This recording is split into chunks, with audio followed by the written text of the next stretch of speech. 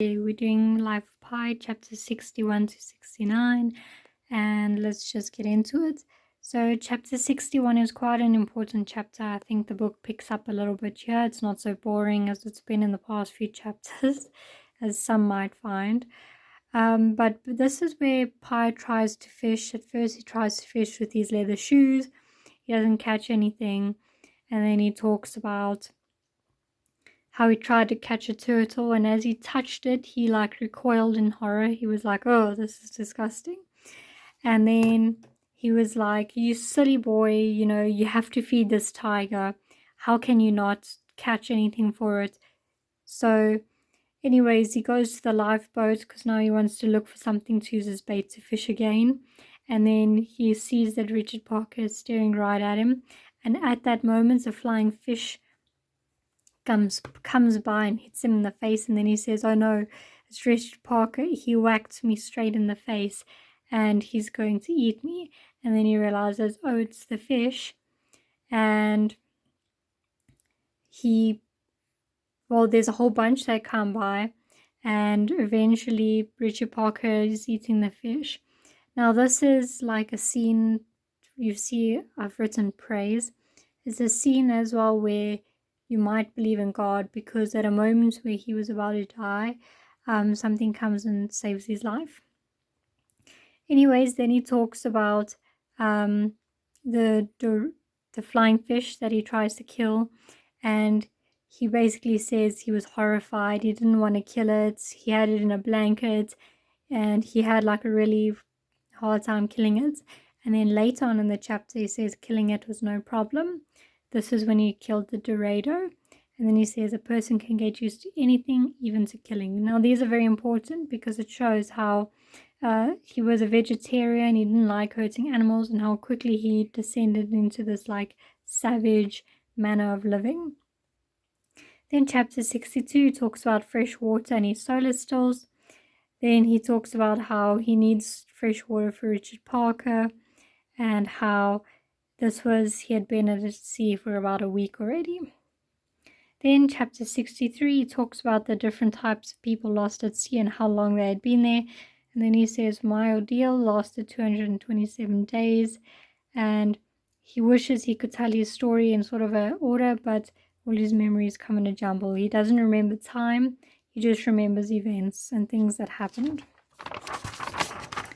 Okay, chapter 64. He talks about how his clothes disintegrated from the sun and the salt.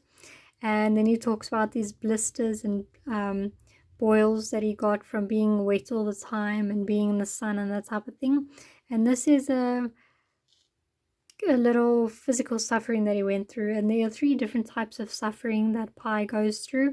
And that's physical suffering, mental suffering, and spiritual suffering, or emotional suffering and spiritual suffering. Because now his relationship with God gets tested.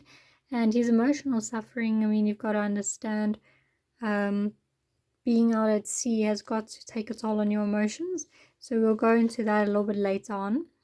And then chapter 65, he talks about how there was in the manual, they talk about how you can navigate where you're going or understand where you're heading. And he said he had a watch that he lost at sea, and the only star he could sort of understand was the sun.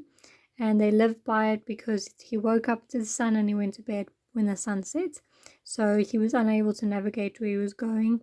The water just decided for him where he was going. So the current determined where he went. Chapter 66, he talks about how he had a fish net and how it wasn't really good at catching things, but it caught seaweed and it lured the fishes or the fish to follow him. So he always had fish to eat, not fishes, fish, sorry. And then you see how he says, I've descended so much into savagery. So, killing and eating fish became a part of his life, and it's just the way it was. He had nothing wrong with killing. He just did what he had to do to survive. Chapter 67, the underside of the raft, he talks about how there was algae growing there and how there was a whole ecosystem. on the algae, and that he ate basically everything that could go there except for the worms. He even ate some of the algae. Then chapter 68, he talks about sleep, how he developed a new sleeping habit where he could not sleep at all, and where all Richard Parker could do was sleep. And then chapter 69, he talks about flares. So he would light a flare every time he thought he saw a ship, and that was never the case. There was never a ship there for him. But then he said the flares had the smell of cumin, and he would like smell these, and for a moment it would take him back to Pondicherry. It would make like a whole memory in his head. He would just remember where he came from and his home. And then he says, but now when he smells cumin, all he can think about is the Pacific Ocean. And I think this is also quite an important thing to remember. It's just like how certain things can mean one thing, but depending on the situation you're in, they can change to mean a whole new thing. And also, if you think about it, it really talks about how much Pi went through and how his suffering still is with him today, living in Canada.